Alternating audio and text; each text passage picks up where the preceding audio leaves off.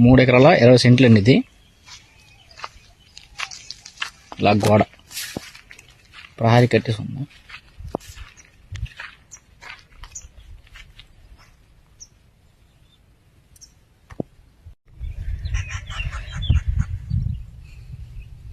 కనిపిస్తున్న తంబాలండి హద్దు యువతల పక్క. ఎదురుగా కనిపిస్తున్నవి తాటి చెట్లు అండి.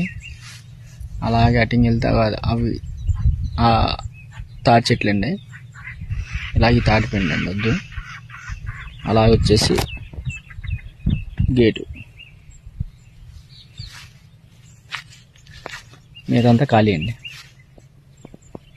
6 మాడి